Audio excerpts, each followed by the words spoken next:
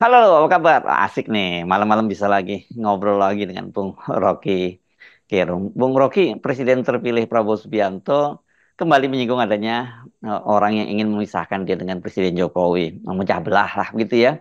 Dan Prabowo bicara di Rapimnas Partai Gerindra ya, juga dihadiri oleh Pak Jokowi. Uniknya dia menggunakan kalimat orang pintar yang sering bicara di podcast. Banyak yang mengait-ngaitkan ini dengan Anda, Bung Rocky. Oh ya tentu, kalau Pak Prabowo sudah berkali-kali atau minimal 2 kali, dan 2 kali itu artinya berkali-kali juga, menerangkan bahwa tidak ada keretakan antara Pak Prabowo dengan Pak Jokowi, lalu menyitir beberapa podcast yang berupaya untuk menganalisa potensi keretakan itu artinya ada poin yang disampaikan oleh Pak Prabowo. Menurut saya poin itu menunjukkan bahwa Pak Prabowo mengerti tentang etika politik, yaitu bahwa dari awal Prabowo menyebutkan secara eksplisit bahwa dia adalah kelanjutan dari Pak Jokowi. Ya tentu tidak masuk akal kalau orang yang menganggap bahwa ada keretakan akan dibenarkan oleh Pak Jokowi, kan nggak mungkin tuh. Jadi dari segi cara berpikir tentu Pak Prabowo lurus bahwa dari awal pemerintahan Prabowo adalah kelanjutan dari pemerintahan Jokowi. Tetapi kita mesti ingat, atau bukan ingat, kita harus dalami juga apa yang disebut sebagai kebudayaan Jawa, kebudayaan politik Jawa tuh, yaitu kalau kita ingin melekatkan diri dan masih ada jarak, itu berbahaya tuh. Jadi sebaiknya melekatkan diri sepenuhnya, kan itu prinsipnya tuh, supaya tidak ada semacam ujian etis terhadap seorang pemimpin, apalagi antara Pak Prabowo dan Pak Jokowi. Saya mengerti itu. Tetapi sekaligus Pak Prabowo menerangkan bahwa ini demokrasi itu, jadi nggak apa-apa kalau orang berupaya untuk melihat itu dengan cara yang lain. Jadi bijak juga untuk melihat bahwa Prabowo mengerti ada kondisi kebudayaan yang harus dihormati, yaitu tidak boleh memperuncing keadaan. Tetapi pada saat yang sama kita hidup di dalam sistem yang secara unik kita pilih, yaitu demokrasi kan. Ya demokrasi itu artinya ada upaya untuk memisahkan antara mana pemimpin sebelumnya dan mana pemimpin berikutnya. Kalau dia tidak terpisah maka itu bagus, tapi kalau dia terpisah juga nggak ada soal kan. Jadi demokrasi memungkinkan orang membuat analisis melampaui tuntutan kebudayaan politik. Kira-kira itu perkaranya. Oke, kalau gitu gini deh, saya ingin menegaskan, apakah Anda memang sengaja memprovokasi Pak Prabowo mulai berbagai perbincangan kita di Rocky Gerung Official, termasuk kan juga Anda ini belakangan ini sering sekali ya diundang di podcastnya Tempo ini bocor halus ya? Ya, satu hal yang orang sering tanya, apakah saya atau teman-teman yang ada di bocor halus itu memprovokasi keretakan itu. Saya kira tidak, karena kita memisahkan antara upaya memprovokasi dan upaya menganalisis tuh. Kan dari sudut pandang para analis, kita harus mampu untuk menunjukkan pada publik bahwa di masa depan pemerintahan Prabowo tidak boleh sama dengan pemerintahan Jokowi. Kan itu intinya kan. Jadi the as it should be-nya itu beda dengan the as it was itu. Jadi sesuatu yang diinginkan, normativity-nya itu harus berbeda dengan yang dideskripsikan. Nah bagi kami analis itu menganggap bahwa di dalam politik justru yang diperlukan adalah kompetisi yang basisnya argumentasi. Jadi selama kompetisi itu argumentatif, ya ini nggak ada usaha, itu tidak boleh dianggap sebagai pecah belah, tapi itu upaya untuk memisahkan analisis, atau lebih tepat lagi menajamkan analisis kan. Kan kalau kita ambil konsekuensi bahwa Prabowo ada kelanjutan dari Pak Jokowi, maka kita ambil konsistensi yang juga nanti absurd. Oh itu berarti Pak Prabowo akan memakai kultur Pak Jokowi. Apa itu? Dinasti. Kalau begitu Pak Prabowo akan memakai semua anggaran untuk infrastruktur. Apa itu? Ya cara Jokowi memelihara jalan tol, membangun terus jalan tol sambil meninggalkan jalan pikiran, membangun IKN yang merusak lingkungan. Jadi semua itu nanti akan jadi konyol kalau dianggap tidak ada pembedaan antara atau tidak ingin dia buat pembedaan antara pemerintahan Pak Prabowo nanti dengan Pak Jokowi. Demikian juga soal utang, berarti utangnya akan diteruskan bertriliun-triliun dengan dasar yang berbeda dengan kalau Prabowo mengambil utang. Jadi sebetulnya para analis ini memang terlihat hendak membenturkan, tapi itu bukan upaya personal, itu upaya akademis untuk melihat distingsi. Apa distintif karakter? Nah, kita pakai istilah itu deh. Apa distintif karakter untuk menunjukkan bahwa Prabowo berbeda dengan Jokowi? Ya pasti soal APBN misalnya. Misalnya Pak Prabowo distintif karakternya adalah makan siang, bukan IKN. Kalau dia lanjutkan IKN, maka konsekuensinya makan siang tidak boleh dijadikan sebagai program karena anggarannya terbatas kan. Kan anggaran itu trade off antara yang satu dipompa ya pasti yang lain tertinggal. Kalau yang lain dipompa ya yang lain juga tertinggal. Jadi kita mesti lihat cara kita menganalisis di dalam upaya memberi kontras, bukan untuk memecah belah. Sesungguhnya kan kalau kita amati yang bicara di Bocor Alus ini belakangan ini bukan hanya Anda, Bung Rocky, banyak narasumber lain lah. Mulai ada Ferry Amsari, Bivitri Susanti, dan juga beberapa sumber lain yang saya kira bicaranya ya kurang lebih kesimpulannya itu sama lah dengan Anda tentang hubungannya Pak Jokowi dengan Pak Prabowo ini. Oh ya, tentu saja saya tidak mewakili narasumber lain di Bocor Alus atau di beberapa podcast terakhir ini. Tapi saya kira mereka sepikiran dengan saya. Mereka datang ke podcast itu diundang untuk memberi perbandingan melalui analisis tajam. Karena itu teman-teman atau Fitri misalnya, atau Uceng, atau Refli Harun, Faisal, Asegaf segala macam.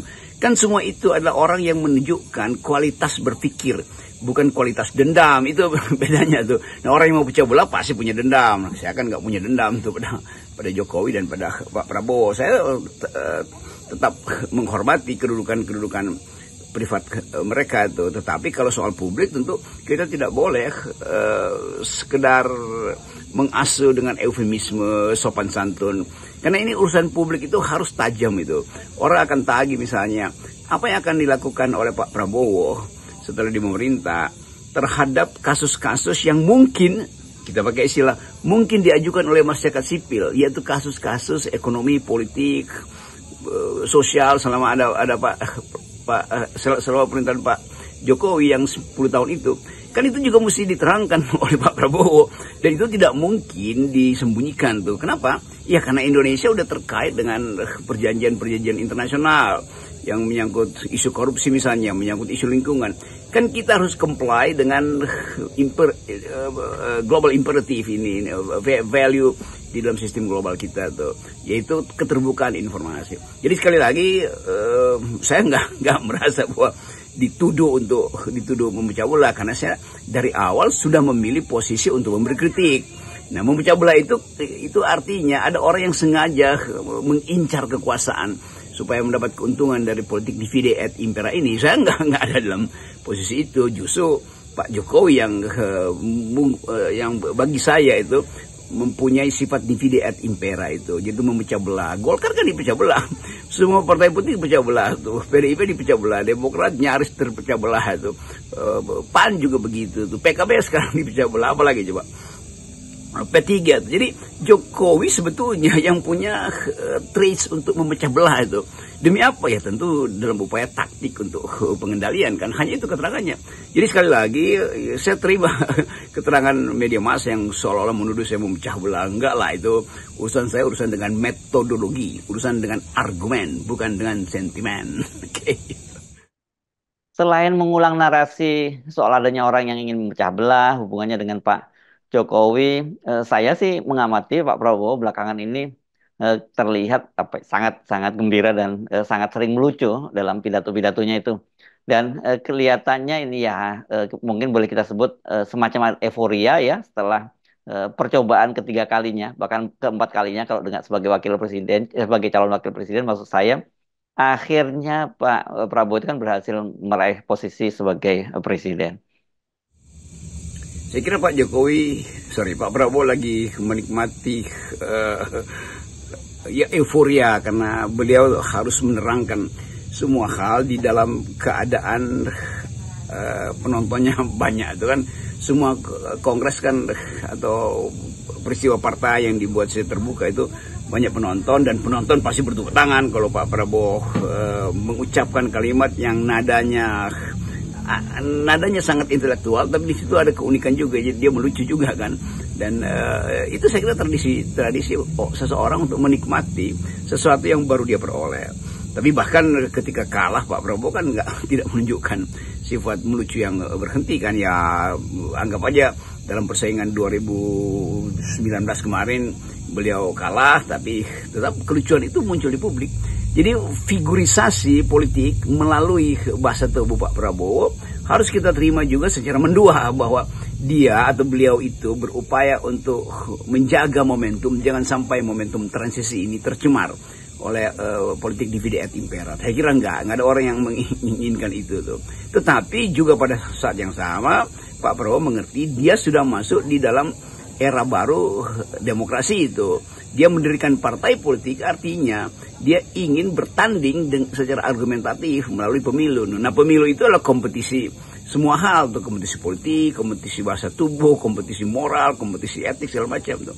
Nah, ketika Pak Prabowo menangkan kompetisi ini, dia ingin mengingatkan jangan sampai ada perpecahan. Ya bagus betul kan? Ya karena culture kita kan culture yang sifatnya integratif tuh, atau minimal culture yang mengintegralkan sebuah nilai itu, karena dianggap bahwa yang penting adalah persatuan. Tetapi sekali lagi, demokrasi itu bukan kemampuan mempersatukan, tapi kemampuan untuk mengolah perbedaan, bahkan untuk mengelola perbedaan, kemampuan untuk memanage perbedaan. Jadi seorang demokrat, dia harus mampu mengolah perbedaan, bukan memaksakan persatuan. Saya kira itu filosofinya tuh. Jadi sekali lagi, masalah yang ada di kita sekarang bukan sinisme publik, tetapi kritisisme publik terhadap potensi Prabowo berbeda pandangan politik nanti dengan Jokowi. Jadi itu ada potentiality. Jadi kita terima aja itu sebagai sesuatu yang mungkin belum bisa sekarang kita lihat, tetapi secara doktrinal setiap pemimpin tentu harus mencari cara untuk mewujudkan ide dia sendiri kan.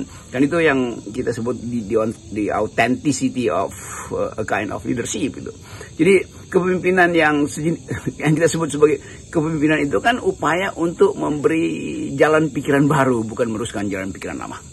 Kalau bicara soal perdebatan, ya perbedaan pendapat gitu ya, bahkan adu argumentasi secara keras, sesungguhnya kan para founding parent kita itu sudah terbiasa ya sejak dulu melakukannya. Yang saya kira yang didokumentasikan dengan sangat baik itu kan perdebatan di BPUPKI ya. Mengapa soal ini ya, debat-debat semacam ini sekarang seakan dihindari dengan alasan bahwa para pemimpin itu harus rukun, harus akur gitu? Iya, ada tradisi bagus dalam politik Indonesia yang dimulai justru oleh founding parents kita, para pendiri negeri ini, yang berselisih berbulan-bulan untuk menentukan arah politik, bertengkar tentang ideologi, tapi dengan kekuatan argumen yang luar biasa kan. Kita lihat bagaimana waktu kita merumuskan konstitusi kita itu perdebatannya betul-betul intelektual itu. Seluruh basis filosofi diajukan. Mau negara Islam boleh kasih basis filosofi. Mau negara demokrasi oke, apa yang mesti diprioritaskan.